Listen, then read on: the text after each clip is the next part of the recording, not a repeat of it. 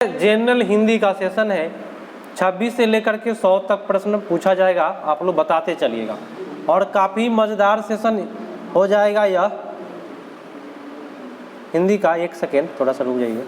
हाँ, पूछते चलेंगे, आप लोग बताते चलिए। हिंदी बहुत इजी होगा, आप घबराइएगा नहीं, क्योंकि गद्यांश पदांश भी वहाँ आने वाला है। ठीक है, चलिए। प्रथम प्रश्न है कि पद्मावत किसकी रचना है? मलिक मोहम्मद जायसी का। ये प्रश्न आपको जीके जीएस में भी डाल सकता है। निर्गुण शब्द में कौन सी संधि है? जैसे ही आप तुरिएगा तो निह जोड़ गुण का अंश आ जाएगा, तो विसर्ग संधि मारेंगे। बताए अक्ल का दुश्मन होना, मुहावरे का अर्थ बताए।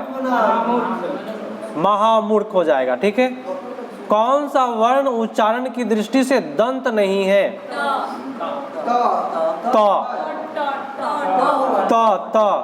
तो उत्तर कौन सा जाएगा? हाँ, थोड़ा सा उच्चारण, ये आपका सी वाला ऑप्शन, दंत नहीं है। बाकी न है, न त द न, लेकिन न नहीं आ रहा है, तो उत्तर कौन होगा? ट, सी। तो नेक्स्ट है पुत्री का प्रवाची कौन सा होगा? आत्मजा। गिरिधर में कौन सा समास है? गिरी को धरने वाला। तो काक, देखिए तुरिएगा अपने मन में, गिरी को धरने वाला, गिरी मन पर्वत को धारण करने वाला, तो उसका एक अलग अर्थ निकल जाता है। तो जिसका अलग अर्थ निकल जाए वह बहुव्रीहि समास हो जाता है। नवल सुंदर श्याम शरीर में कौन सा अलंकार है? उल्लेख अलंकार। उल्लेख अलंकार।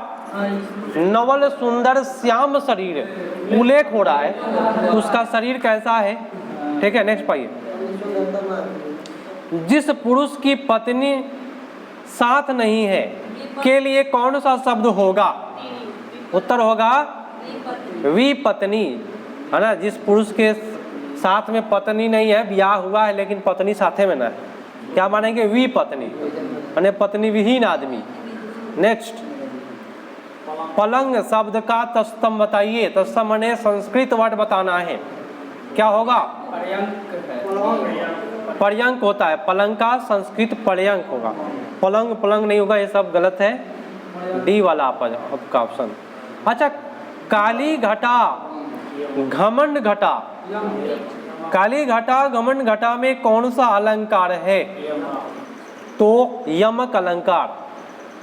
घटा घटा डबल डबल, है ना, दोनों का अलग अलग मीनिंग निकले, यमक अलंकार। नेक्स्ट पाइए।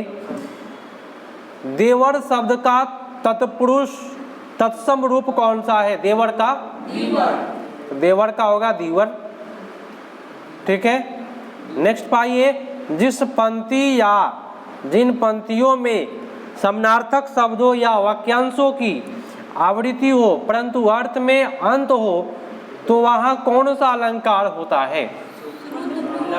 तो होगा लटानुप्रास अलंकार।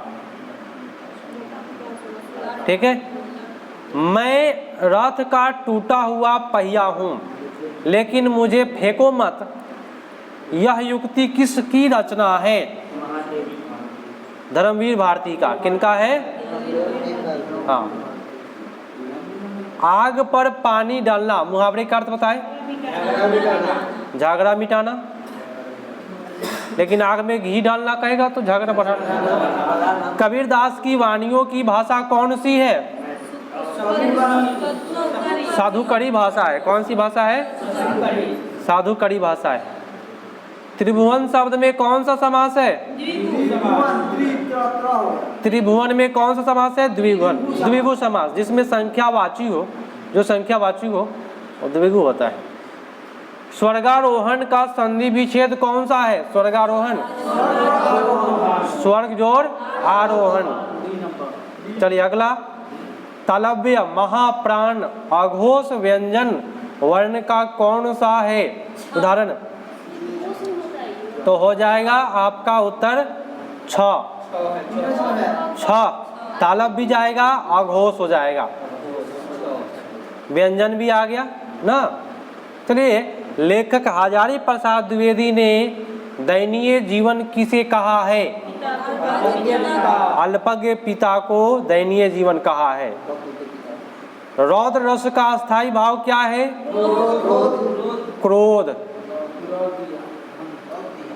मूर्धन्य महाप्राण अघोष व्यंजन वर्ण का उदाहरण कौन सा है? उत्तर होगा ठ। मूर्धन्य महाप्राण अघोष व्यंजन ठ। नेक्स्ट है, शायद आज आप ज्यादा व्यस्त है। इस वाक्य में ज्यादा किस प्रकार का विशेषण है? ज्यादा, कम, थोड़ा परिणाम बताता है। नेक्स्ट पाइए कि जिन पंक्तियों में एक ही उच्चारण स्थान से उच्चारित होने वाले वर्ण की आवृत्ति हो तो वहाँ कौन सा अलंकार होता है? नहीं, श्रुत्यानुप्रास अलंकार। ठीक है, उच्चारण का है ना, उच्चारण होने वाले वर्ण आवृत्ति हो उसको कहेंगे श्रुत्यानुप्रास अलंकार। नेक्स्ट पाते हैं, आलोक का विलोम बताए। आलोक का विलोम तो हो जाएगा तिमिर। आलोक माने प्रकाश होता है, तिमिर मतलब अंधेरा होता है। हिंदी वर्णमाला में स्वरों की संख्या, स्वर की संख्या 11। नेक्स्ट पाइए कि जिन पंक्तियों में एक शब्द या शब्द समूह अनेक बार आए किंतु उनकी अर्थ प्रत्येक बार भिन्न हो तो वह कौन सा अलंकार है? हाँ, यमक अलंकार में शब्द बार बार आए लेकिन प्रत्येक बार अर्थ अलग अलग नहीं किए। जैसे कि घटा, काली घटा और घमंड घटा, दोनों जगह घटा घटा बोला, दोनों का अर्थ अलग है, यमक होगा। मेरे दोस्त के लिए चाय लाइए, इस वाक्य में कौन सा अलंकार है? के लिए, संप्रदान के लिए होता है। जो दंड पाने योग्य हो, इस वाक्य में कौन सा सही शब्द है? दंडनीय। जो दंड पाने योग्य है दंडनीय होगा। इसमें कौन सा उपमा का प्रवाची शब्द नहीं है?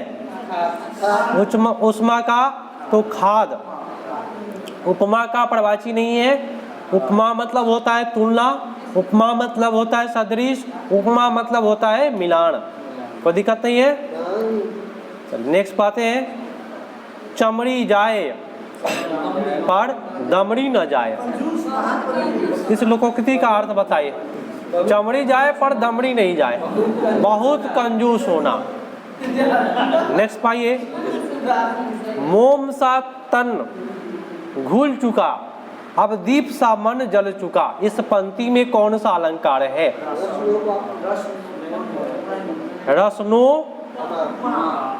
रसनोपमा अलंकार।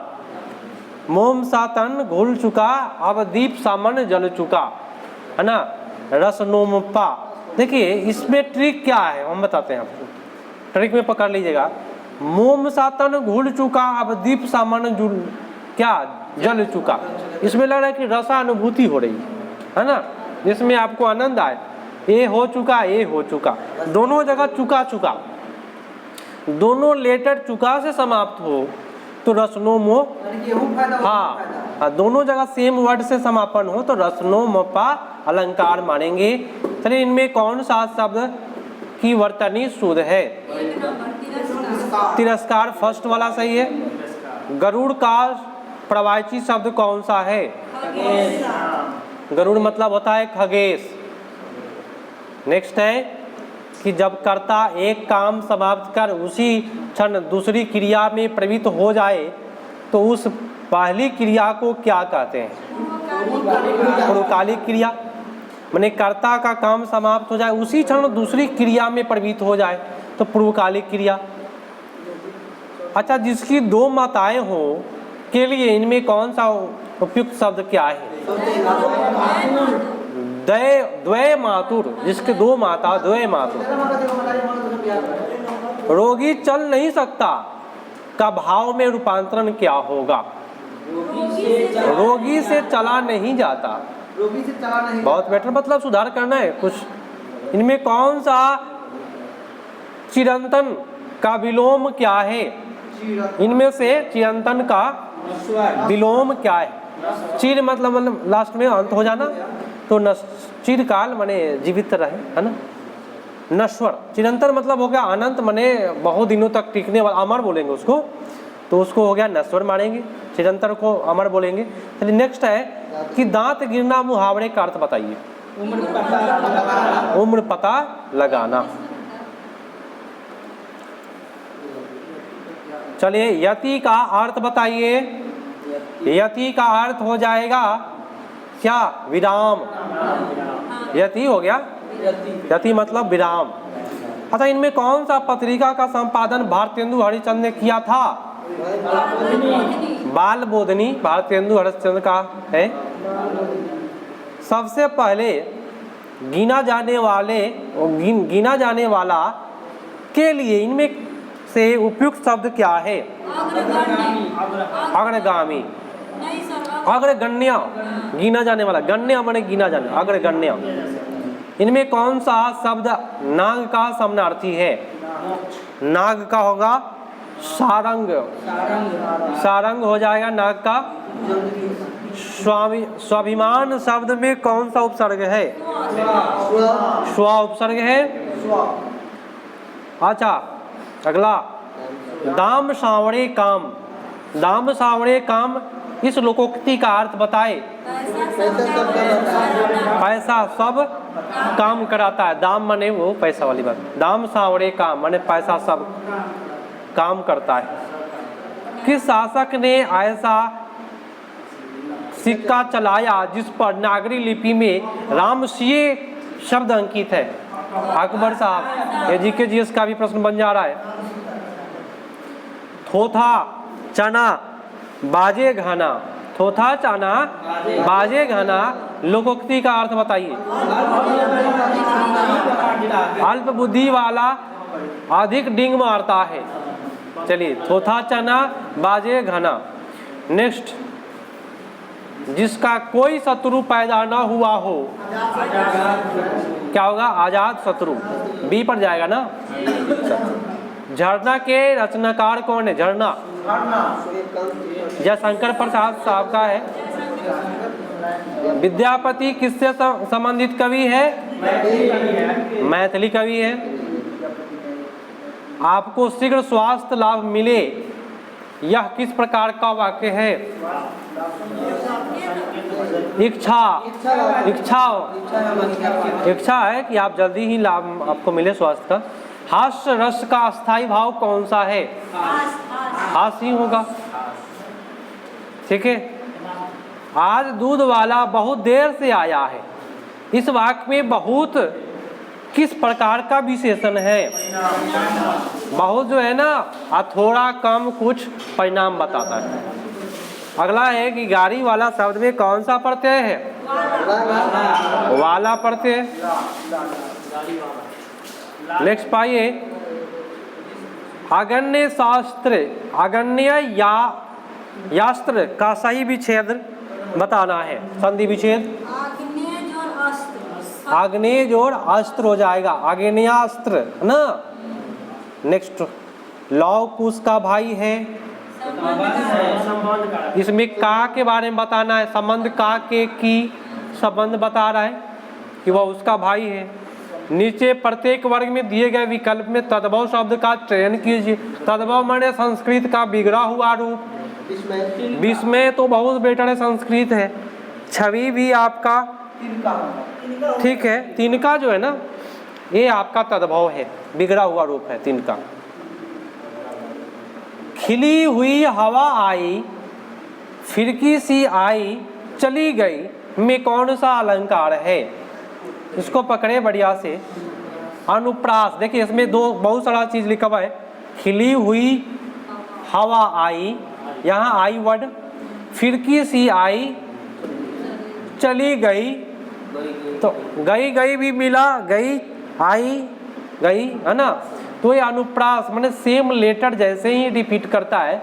अगर रिपीट कोई भी लेटर कर दे बार बार, आई गई, तो उस वहाँ पे अनुप्रास अलंकार हो जाएगा। नेक्स्ट है मुहावरे का उचित विकल्प बताइए। आंख से गिरना, आंखों से गिराना, आंखों से गिरा दिए मैंने कोई महत्व नहीं रहना। अब ये आपका गद्यांश पदांश वहाँ पे गर्दा उड़ा के आइएगा। गद्यांश पदांश में कोई दिक्कत तकलीफ नहीं होगा। और इसी के साथ ये आपका सेशन समाप्त होता है। ठीक है।